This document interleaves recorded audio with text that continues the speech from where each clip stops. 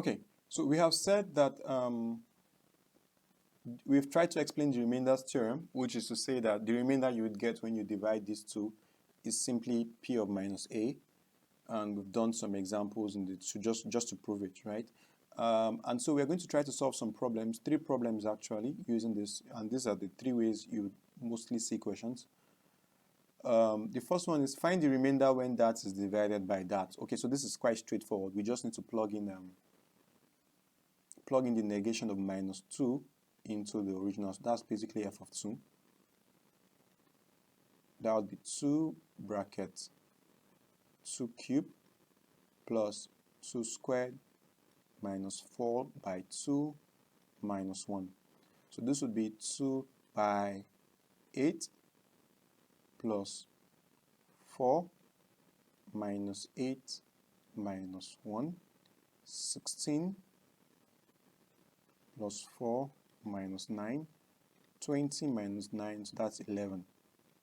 That is to say that the remainder when you divide this by this, the remainder you get is 11.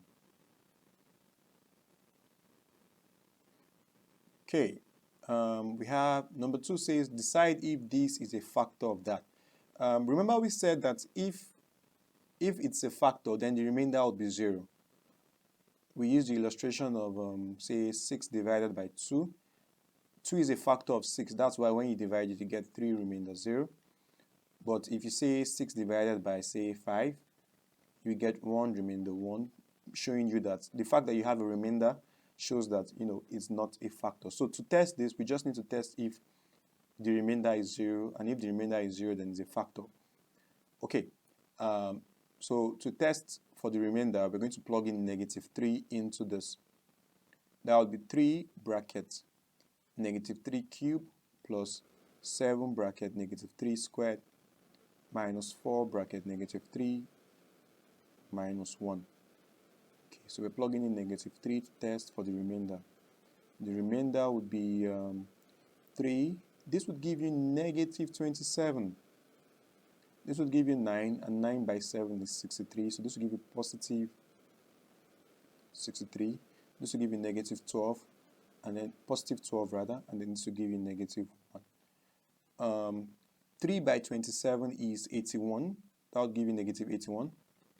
Is equal to, plus plus 63. 63 plus 12 would give you 75 minus 1. So that would be negative 81 plus 74, which would give you negative 7. So it's not a factor. I was half hoping it to be a factor. It's not a factor. If it was a factor, then your answer would have been 0. Okay, hold up. Let me just check my math again. I plug in negatives. Hold on. Let me just check the question again. Plus 7.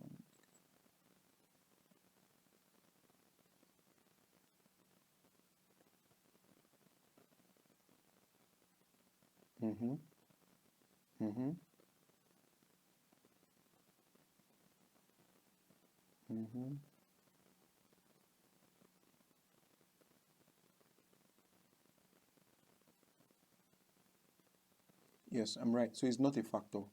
It's not a factor. If it were a factor, then you would have had 0 as a remainder. Okay, number 3 says the expression leaves a remainder of minus 2 when divided by x minus 3. Find the value of p. Okay, the expression 4x squared minus px plus 7 leaves a remainder of minus 2 when divided by x minus 3. Find the value of p. Okay, what I would just do is I would work with what I do know, because what this means is that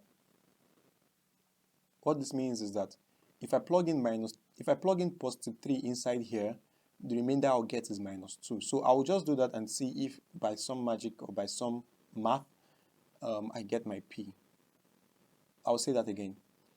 We are told that when you divide this expression here by this one, the remainder is minus 2, which means that if I plug in positive 3 in here, which should give me the remainder, my answer will be minus 2. So you can just pause the video and think about it for a bit. Okay, so let's work with that. So I'm going to plug in positive 3 inside this, and then it should give me minus 2. That would be 4, and I'll have 3 squared minus p by 3 plus 7, and that should give me minus 2. So this is 9. 9 by 4 is 36. Minus 3p plus 7 is equal to negative 2. Let me check my math again, please. 36. Here. Okay, so I'm good. So this should give me 43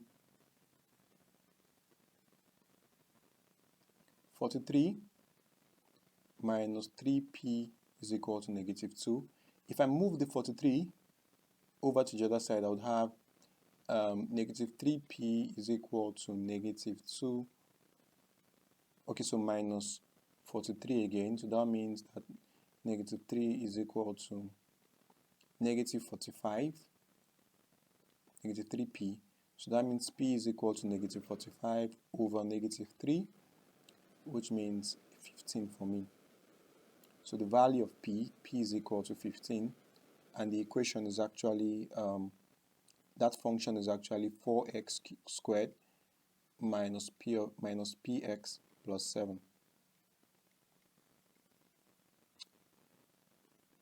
4x squared minus, sorry, I was trying to rewrite the equation again. So the equation is actually 4x squared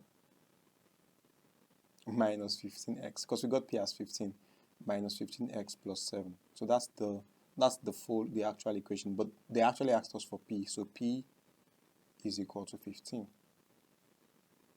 Okay, so thank you. I believe you've come to the end of what we have on polynomials for this particular course, Introduction to Algebra. Subsequently, in advanced algebra and functions, right, you will do polynomials again, and you do a lot more a lot more stuff related to the functions and the graphs. But thank you very much, and bye bye.